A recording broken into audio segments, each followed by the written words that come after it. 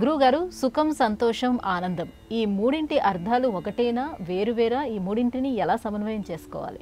తెలియక లౌకికార్థంలో మూడు ఒకటే అనే ఊహలో అనేకులు తమ ప్రాసంగములలో ప్రాసంగికంగా ప్రయోగిస్తూ ఉంటారు. మూడింటి ఉద్దేశ్యం వేరు వేరు వేరు. శరీర స్థితికి సౌలభ్యం కలిగించే అంశం సుఖం. శరీరం తదుపరి స్థితి మనస్సు. ఈ మనస్సు వివేచన చేస్తూ ఉంటుంది. మంచి చెడు ఆలోచిద్దామా, ఆచరించడం మానేద్దామా, విందామా వద్దా, చూద్దామా వద్దా, to be or not to be. Bernard Shaw doctor's dilemma అనే ఒక నవలలో వాక్యం ఇది. To be or not to be. George Bernard Shaw రాసిన నాటకంలో వాక్యం ఇది. చేద్దామా వద్దా? ఇది సంతోషం కొంతసేపు మాత్రమే ఉంటుంది.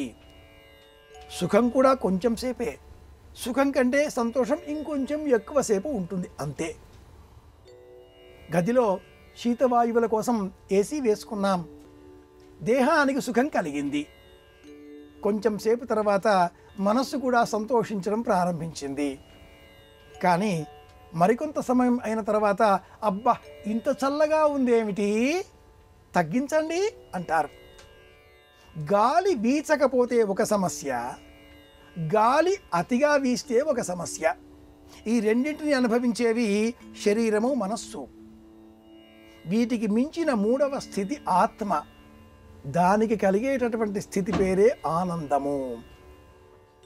ఈ ఆనందాన్నే ఉపనిషత్తు సవివరంగా మనకు తెలియజేస్తుంది.